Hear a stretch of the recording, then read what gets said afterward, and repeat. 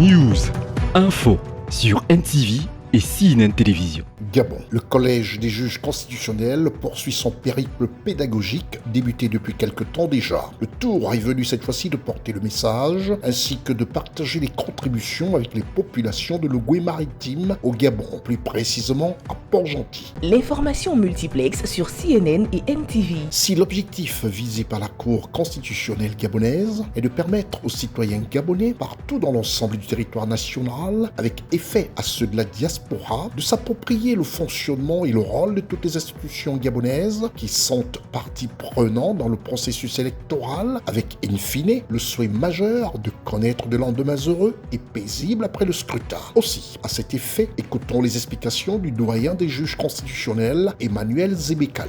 Pourquoi sommes-nous ici aujourd'hui? Depuis l'accession de notre pays au régime à démocratie pluraliste, donc à la conférence nationale de 1990, ça fait aujourd'hui 33 ans, nous avons constaté que les échéances électorales se terminaient toujours par des émeutes dans notre pays.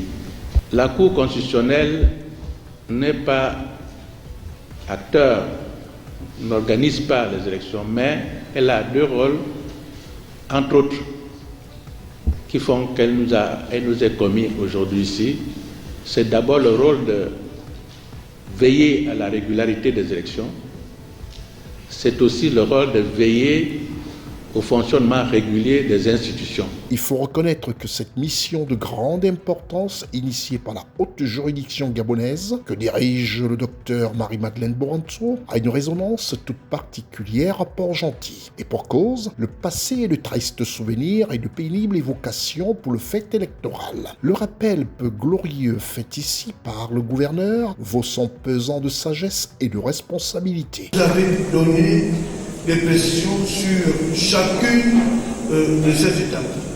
Et nous nous en réjouissons parce que Port-Gentil a malheureusement mauvaise presse lors des manifestations post-électorales et nous osons présumer que ces brillantes présentations vont servir aux uns et aux autres pour que demain, ils ne s'appuient pas sur des arguments spécieux, des arguments fallacieux pour semer des troubles à notre public.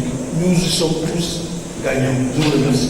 Il faut se féliciter de ce que les précieuses recommandations faites par les juges constitutionnels aient été appréciées et comprises par les populations au cours des échanges. Je tiens d'abord à féliciter la présidente de la Cour constitutionnelle pour cette initiative. Au moins les acteurs politiques, nous avons été édifiés. À quelques enclabures des élections générales de cette année 2023, le moins que l'on puisse dire, c'est que la Cour constitutionnelle gabonaise a balisé le chemin pour une issue apaisée et sereine au sortir du scrutin. Restez des nôtres et bonne suite des programmes sur CNN et NTV.